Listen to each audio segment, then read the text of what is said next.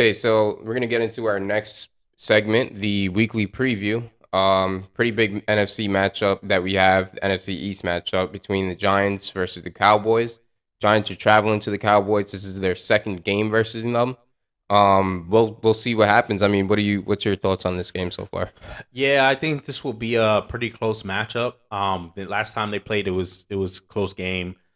Both teams were able to kind of stay in the mix. It was kind of one of those hard fought, drag it out kind of games where you know they lean on the run game. They're able to throw the ball a little bit, but the defenses were showing up. Not a super high scoring game. I see something similar to that happening this time.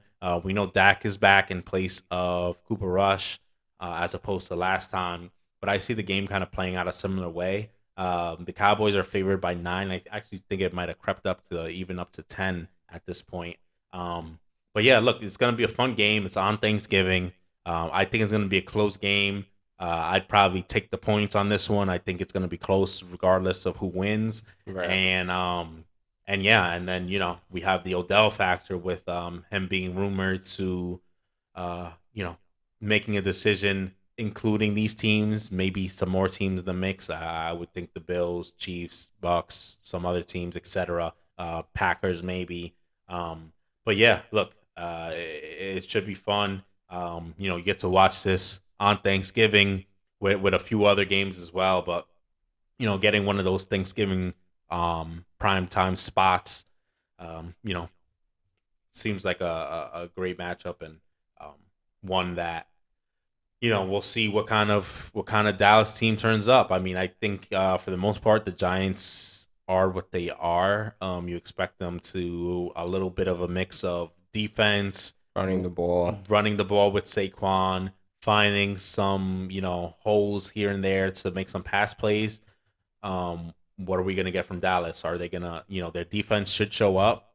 Are they going to play, spectacular like they did against the Vikings? Or maybe they're going to come back a little bit more to earth. Same thing with the offense. I don't see them putting up 40 points again. Yeah. That I don't think they'll be able to put up 40 on Wink Martindale's defense. You have to look at a few key factors. I think a lot of this game is going to be on Daniel Jones to make some plays because they're obviously going to be able to key in on Saquon Barkley and game plan on him.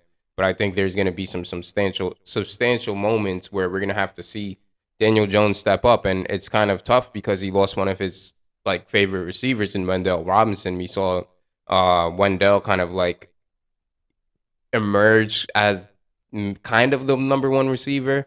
I mean, he still has Richie James and Kenny Galladay. Maybe this is Slayton. also, yeah, and Slayton, and maybe this is also a game that Kenny Galladay could kind of make his stamp and try to put himself in standing where it's like, okay, he's still a respectable receiver, but um, again, I think it just like you said with the whole offense of the Cowboys, are we going to get the offense that we got last week, or are we going to get the offense that we got in week one when they were versing the Bucks? It's really up in the air with the Cowboys. They're kind of inconsistent in a sense. So I think it'll all tie down to what Wink Martindale, I guess, really like draws up to kind of neutralize what Dak can do and what that offense can do in general. Um, Also, just their run offense. I mean, I don't know how well they'll be able to run the ball against this team. The Giants do have a good rush I defense, so mean, I mean, they're gonna have to find a way to run the ball because if they can't run the ball, it's gonna it be over shuts for down the a lot. Giants Yeah. because we know they're gonna be able to get pressure on the quarterback. The Cowboys, one thing that they can do is they can get sacks and really disrupt the flow of the game. So they're gonna need Saquon to step up here.